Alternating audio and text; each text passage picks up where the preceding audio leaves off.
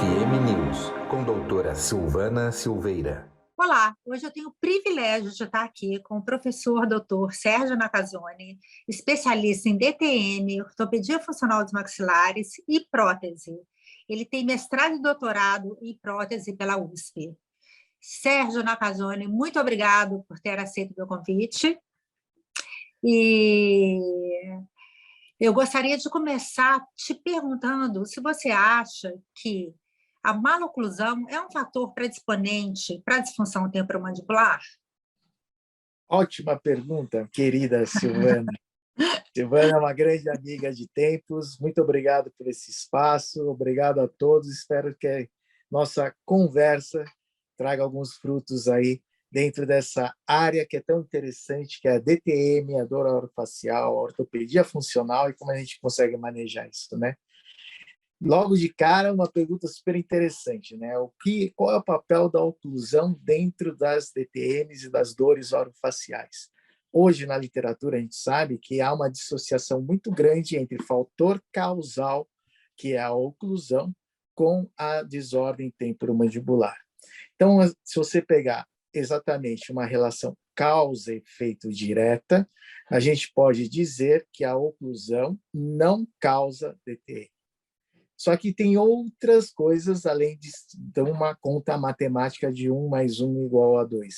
O que seriam esses outros fatores que são importantes? Existem fatores predisponentes, existem fatores funcionais, exatamente quando a gente fala em termos de uma repetição de uma atividade. Então, a partir do momento que você tem, por exemplo, um contato prematuro, esse contato prematuro pode, dependendo da pessoa, dependendo da idade da pessoa, aí nós vamos falar entre qual é a diferença da DTM nas crianças e das DTMs nos adultos. Então, dependendo da intensidade e desse fator e como essa pessoa lida com, por exemplo, um contato prematuro, isso sim pode ser um gatilho para iniciar o desenvolvimento de uma dor orofacial, quer seja uma dor no dente, no periodonto, uma dor muscular ou uma dor articular.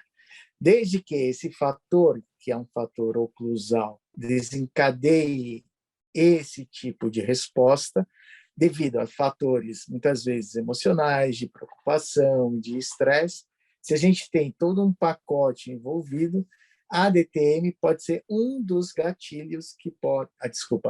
o contato prematuro ou um fator oclusal pode ser um dos gatilhos que se desenvolvam futuramente numa desordem temporomandibular, numa criança ou no adulto. E por que a gente separou criança e adulto? Exatamente porque na criança a gente tem um sistema maxilomandibular em formação. Tendo assim, a gente tem um fator importantíssimo, que é o crescimento da criança durante essa faixa etária. E no crescimento e desenvolvimento da criança, quanto mais harmônicos estiverem as bases ósseas, quanto mais harmônica for a respiração, quanto mais harmônica for a postura de língua, a sua deglutição, nós vamos ter uma harmonia funcional melhor, tanto de músculo quanto de articulação, quanto desenvolvimento de fala, motricidade oral, de mastigação, deglutição e assim por diante. E isso tudo leva a você ter um sistema mais equilibrado, com forças biomecânicas de distribuição das cargas mastigatórias de uma maneira mais eficiente e que não vai gerar nenhum tipo de dano tecidual, certo? Uhum. Isso na criança. Quando a gente já pega um adulto, o adulto já está formado, já tem a sua base óssea. Muitos dos adultos já têm uma maloclusão, ou perdeu um dente, ou tem uma restauração que foi feita, ou tem um dente fora do plano oclusal, um dente cruzado, ou até uma maloclusão mais severa. E não necessariamente vai desenvolver uma DTM, e também ele não vai crescer e desenvolver para uma perpetuação maior ou um agravamento dessa maloclusão. Então, a abordagem na criança, quando se diz respeito a hábitos orais que possam levar a DTM, nós devemos ter um pouco mais de cuidado e talvez até ter um tipo de intervenção em caráter da gente estar prevenindo exatamente o desenvolvimento ou o aparecimento das DTMs. Isso tudo posto, quando a gente fala de biomecânica, que é a oclusão e encaixe.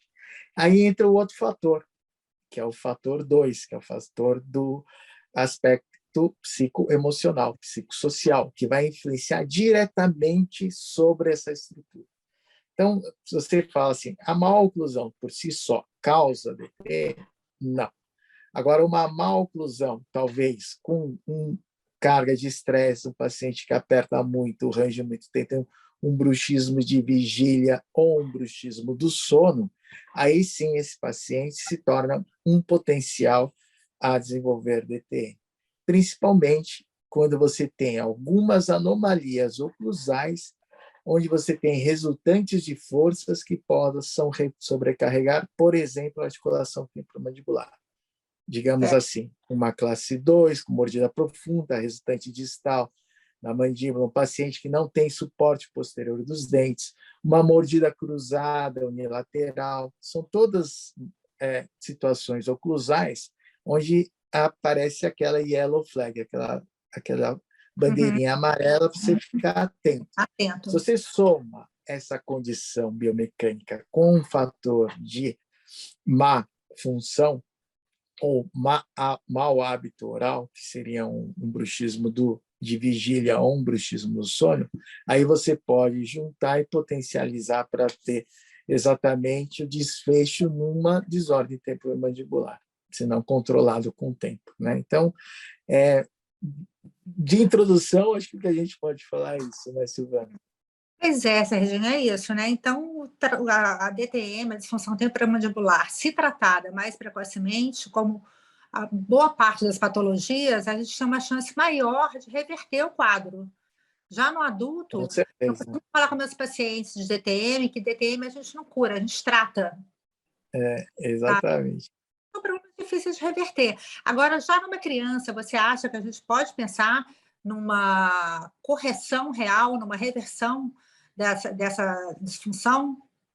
Então, a literatura fala muito em controle de DTM em adulto, né?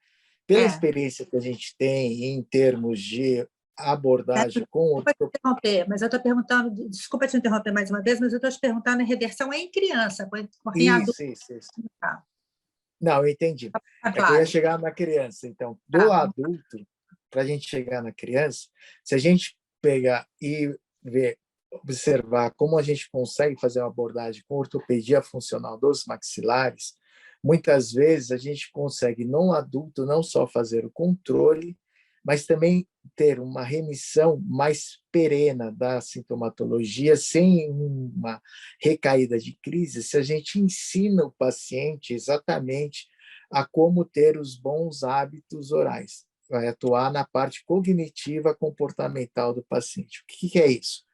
A gente controla uma DTM, isso é em adulto e criança, depois a gente vai mais para criança. Então, vamos falar no termo geral. A gente controla uma DTM, muitas vezes, com uma série de procedimentos locais, que podem ser uma acupuntura, um TENS, um calor úmido, um botox, uma toxina botulínica, pode ser uma manipulação da região, pode ser um laser na região, pode ser uma placa intraoclusal, que são fatores que vão atuar localmente.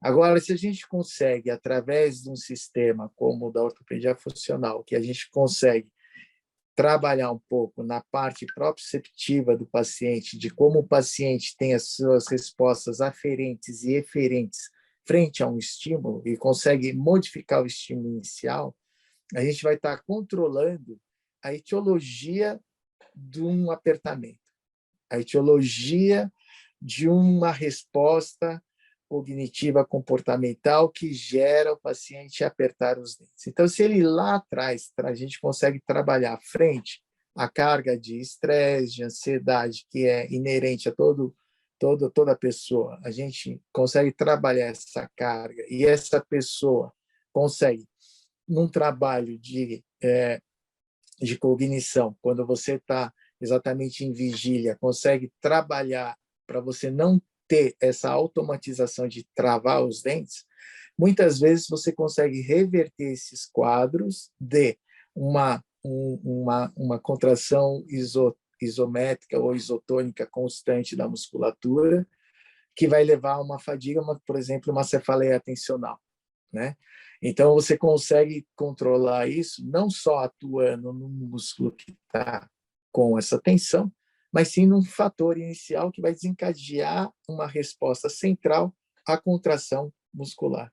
Isso a gente consegue muitas vezes. Então, além do controle, eu acredito muito que a gente, com uma certa perseverança, a gente consegue trabalhar também no tratamento real das ETMs em adulto, né? Tendo isso posto, se a gente passar para a criança, onde é um ser ainda em desenvolvimento, onde os circuitos neurais estão se aflorando, estão maturando, se você cria uns circuitos neurais mais dentro da fisiologia e você tira os maus hábitos, você está ensinando a criança a atuar bem com a sua mandíbula, com a sua posição crânio-cervical, com o seu tônus muscular dessa região oral, né? É que nem ensinar uma criança a sentar direito, a caminhar direito, a deitar direito, a respirar direito.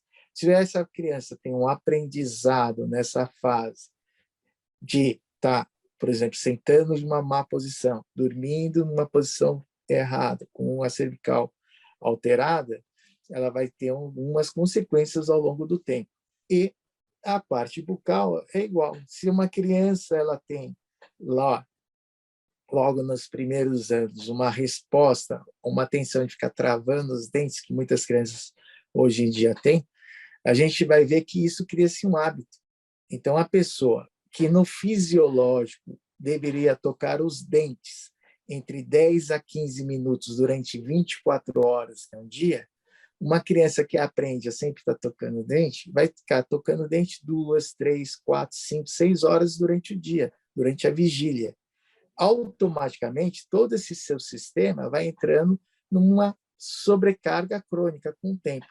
Aí a gente tem um período de adaptação e, uma vez que você rompe essa adaptação, você entra na patologia, né? Então, isso vale para o adulto e vale na criança. Sendo que na criança é muito melhor a gente abordar, porque é uma criança mais plástica, ela está mais maleável a você, ao tratamento, e você a exatamente reeducar as respostas corpóreas. Então, o que a gente faz na criança, que também deve ser orientado para o adulto? Sempre durante o dia, posição mandibular, posição de repouso. Fecha o lábio, respira pelo nariz, deglute, relaxa. Está tocando o dente? Isso. Não está tocando o dente? Perfeito. Tem que ficar assim o dia todo. Só toca o dente na hora que for se alimentar ou na hora que você for deglutir, que são milissegundos apenas. E a segunda coisa que é muito importante, que eu gosto muito de orientar, e as pessoas muitas vezes acabam passando despercebidas, é a quantidade de força que você usa para tocar o dente, né? Então, muita gente pega e quando vai cumprimentar, aperta a mão super forte, mas nem percebe que aperta a mão forte da outra pessoa ao cumprimentar. E tem muita gente que toca os dentes e aperta com muita força que nem percebe. Então, como a gente mensura isso, né? Então, se você pegar, colocar a mão numa seta e apertar com muita força, força, força, força, isso chama 100% de contração voluntária muscular máxima da pessoa. 100% é a contração máxima voluntária da pessoa. A gente tem que orientar o nosso paciente a tocar os dentes durante o repouso, durante o dia, quando não está mastigando ou quando não está executando nenhuma função oral, se tocar o dente, que é esses 10 a 15 minutos, tocar com 10% da força de contração voluntária máxima. Quanto que é isso? Põe a mão no masseter, toca o dente, suave. Não pode o masseter ficar pulando. E quantas pessoas a gente não vê que olha e a pessoa fica apertando e forçando o dia todo. Então, isso tudo leva exatamente a um condicionamento central que faz com que essa pessoa identifique como normal ter uma construção isométrica acima do normal por tempo acima do normal. Esse é o cognitivo comportamental que eu falei, que vale tanto para o adulto quanto para a criança. E se a gente consegue, com essa abordagem, melhorar exatamente essa condição. É que nem ensinar a pessoa a sentar direito, relaxado, entendeu? Ela vai chegando dentro de um padrão exatamente onde você tem a função oral mais estável e sem sobrecarregar nenhuma estrutura, né? Depois a gente pode comentar um pouquinho do eixo 2, o fator do estresse sobre isso. Se você quiser, a gente comenta mais para frente. Então, Sérgio, é um tratamento multidisciplinar, né? Que a gente não consegue tratar o paciente sozinho, como você está falando. Porque tem essa parte comportamental que é muito forte, tem a parte postural também, né? Sim. Também é um fator também atuante e desencadeante também de DTM. Então, eu acho que os pacientes têm que estar muito esclarecidos em relação a isso, né? Isso, exatamente. É difícil de tratar, a gente não consegue tratá-lo sozinho. Mas isso aí que você disse foi muito bom, sabe? Porque a prevenção da DTM é uma coisa que se fala muito pouco em relação a isso. Muito pouco, Né? exatamente. E é possível fazer e é viável de se fazer. É indicado de se fazer. Serginho, me diz uma coisa. Então, você usa ortopedia funcional para tratar seus pacientes de disfunção? Se você usa... Uso, sim. Eu uso quando eu vejo que realmente a gente consegue melhorar essa parte exatamente da propriocepção e da resposta do paciente frente aos contatos dentários. Por que o paciente tem DTM? Qual é a origem da DTM? Né? Não uma DTM. Outra coisa super importante que você falou, a gente tem que exatamente procurar ter uma prevenção, porque exatamente uma DTM com uma relação causa e efeito é muito clara, com o passar dos tempos, ou seja, mais de 3 a 6 meses com dor ou com algum desconforto, leva a uma DTM crônica. E aí geram outros componentes, são componentes centrais e periféricos de sensibilização e alteração da parte de interpretação neural que realmente dificultam mais o tratamento. Então, tratar DTM sempre que possível na fase aguda, né?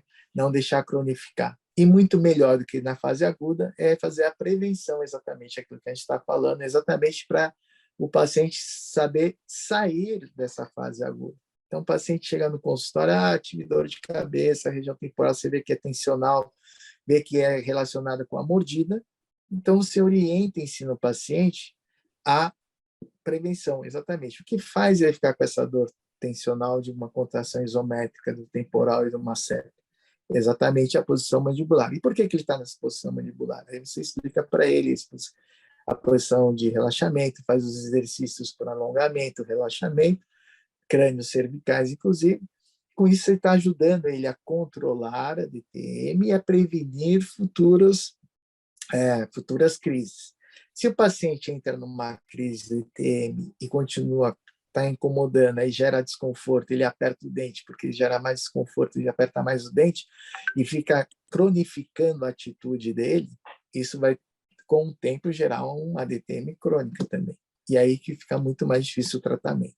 Então, na ortopedia funcional, a gente consegue quebrar esse ciclo, né? Exatamente entre a percepção e a ação. Percepção e ação, porque a gente melhora a parte da percepção bucal com os aparelhos ortopédicos funcionais, né? Você tira um pouco, dá uma resetada, mais ou menos no engrama periférico, né? Para exatamente você conseguir um novo engrama central e conseguir restabelecer uma função oral mais adequada dentro do que a gente considera normal. Então, a ferramenta que eu gosto de usar muito é a ortopedia funcional dos maxilares, muito mais do que a placa de mordida, que eu também uso em alguns casos, muito mais do que TENS, muito mais do que exercícios, muito mais do que outro tipo de abordagem, né?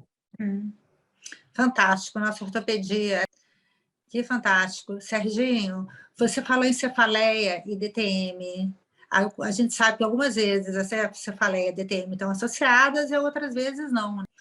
Claro. Para esse diagnóstico diferencial?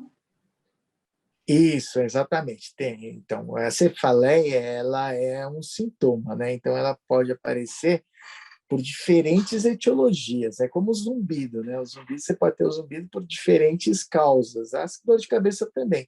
Então, a primeira dica para uma pessoa que tem uma dor de cabeça crônica, intensa, que incomoda quando chegar no consultório, vá procurar seu médico.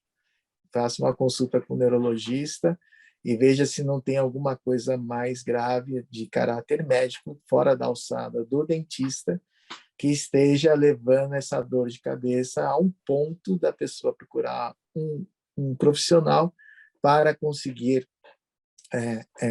uma remissão dessa dor de cabeça, dessa cefaleia. A maioria das pessoas que vêm ao consultório com cefaleia já passaram por esses médicos, né? Já fizeram essas Muitos, consultas. né? Neurologistas, oftalmologistas, otorrinos, né? Exatamente. Pacientes que já estão numa Isso. escala, né? Exatamente, porque das dores de cabeça, a dor de cabeça que o dentista trata, ela não vai matar ninguém, né? Mas existem outras dores de cabeça, pode ser por tumor, ou por pressão arterial, ou hipertensão, outros fatores que podem levar a um acometimento de saúde maior do paciente. Então, a gente sempre pede, primeiramente, para o paciente procurar um médico e, às vezes, ele já vem com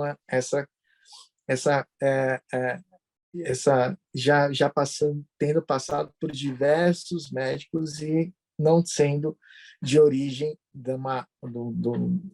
sendo de uma origem desconhecida, né? Então aí desses casos são os casos que a gente fala, opa, talvez aqui eu me enquadre. E aí quando que você acha que tem mais certeza que enquadra? Como as DTMs são um conjunto de sinais e sintomas, você tem que estar pesquisando exatamente o conjunto dos sinais e sintomas. Então, qual é o conjunto que normalmente aparece com os pacientes com cefaleia atencional?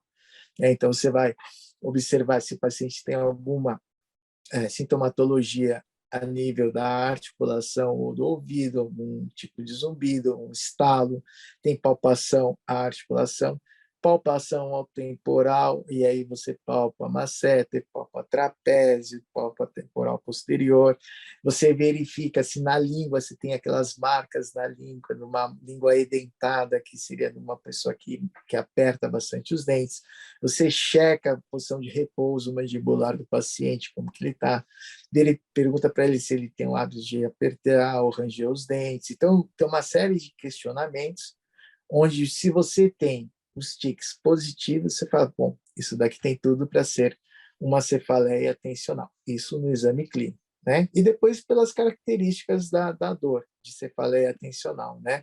Que são normalmente de aperto, em região toda em volta da cabeça, são dores constantes, né? São dores que limitam a função algumas vezes. Então, a gente tem as características da dor, assim como características clínicas, né? A partir do momento que você consegue ter essas características clínicas, você consegue ver que realmente essa é uma dor, é uma cefaleia atencional que tem a ver com o dentista, né? Que aí o dentista pode estar tratando, e aí existem diversas técnicas e diversas ferramentas, e a que eu considero mais eficaz é a ortopedia funcional dos maxilares mesmo, né? Muito bem. Muito bom, Sérgio. Você quer acrescentar alguma coisa? Muita coisa ainda, né? Tem um Coisa, né? assunto tão... Poderia ter 5 conversas dessa, né? Lógico, né? É um Nossa assunto Senhora. extenso e também, assim, apaixonante, né? Também, né? Exatamente. Mas marcaremos uma próxima. Marcaremos uma próxima. Não, perfeito, perfeito. Não, a gente vê que a DTM, hoje em dia, sempre existiu em pacientes adultos, né? Agora, Uhum. com a pandemia, realmente houve um acréscimo muito grande dos casos de DTM no consultório. A gente percebe muito. E uma coisa que tem que ser um alerta bem grande são exatamente as DTM em crianças, né? As crianças têm aparecido com sinais e sintomas de dor de cabeça, dor articular, muitas vezes com bruxismo, que pode ser bruxismo do sono, bruxismo de vigília. Hoje, pelo consenso mais recente de estudos sobre o bruxismo, a gente sabe que é uma atividade muscular exacerbada, que ela é realizada durante o dia e pode se repetir à noite. Então, mais uma razão para a gente orientar muito o paciente nos seus hábitos em vigília, né? O bruxismo, que pode ser ou apertar, ou ranger, ou tensionar da musculatura, mesmo sem toque dentário, que leva exatamente esse quadro de uma contração isométrica muscular, que leva exatamente a esses quadros de cefaleia tensional. Esse tipo de alteração, que é o bruxismo de vigília, é aquilo que o dentista tem que focar muito para que seus pacientes não adquiram esse hábito. Ou se tem esse hábito, a gente tem que lutar bastante para esses pacientes mudarem esse hábito. Né? Ao você mudar esse mau hábito, você já está dando um grande passo para prevenir e também para tratar as VTMs. Né? Então, essa acho que é o pulo do gato aí que muitos profissionais podem estar atuando no consultório, que afinal de contas não são procedimentos tão elaborados assim, né? Sérgio, que bom que você falou sobre isso, porque eu também, nos meus 30 e tal anos de profissão, vou vendo cada vez mais também o índice de DTM aumentando em crianças. E isso é um diagnóstico que o próprio clínico geral, o generalista, né, como chamam aqui em Portugal, podem fazer na clínica e indicar, né? Exatamente. Porque muitas vezes a criança vai no odontopediatra ou vai no generalista, ou o próprio adulto também, vai no dentista antes de chegar até um profissional especializado em ortopedia funcional ou em DTM. E com essas Isso. dicas que você deu aí, dá para chamar a atenção e falar, olha, tem alguma coisa aqui, vamos indicar e vamos investigar. Eu acho que a palavra é investigar, a princípio, para poder fazer um bom diagnóstico e Exatamente. determinar o que vai ser feito. Exatamente. Não, e criança, a gente, é uma delícia tratar criança, né? Criança sempre é bom, porque criança você trata exatamente durante o crescimento e desenvolvimento. Então, nada mais gostoso você ver uma coisa que está caminhando para não está endireitando, está meio tortinho, você vai lá e endireita o desenvolvimento e crescimento para chegar numa harmonia. E é muito bom tratar em criança, porque realmente os resultados são para a vida toda depois, né? É o que a gente falou, é isso, é um tratamento real, não é um controle Tratamento exatamente. real. E é isso mesmo, eu penso exatamente igual a você. E é muito importante chamar a atenção dos colegas para isso, como eu acabei de dizer. Meu querido, muitíssimo obrigada. Obrigada pelo tempo, Ótimo. hora do almoço. Ok. Estamos Ó, sempre à disposição aqui. obrigada, meu Você querido. também. Parabéns aí pela iniciativa, adorei. Estou à disposição sempre que precisar aqui, tá bom? Tamo junto, né, Serginho? Tamo junto aí, né, nessa parada aí da ortopedia, de tudo, há mais de 30 anos, e continuamos aí. Tá jóia, então. Obrigado. Deus, obrigada. Obrigado, tchau.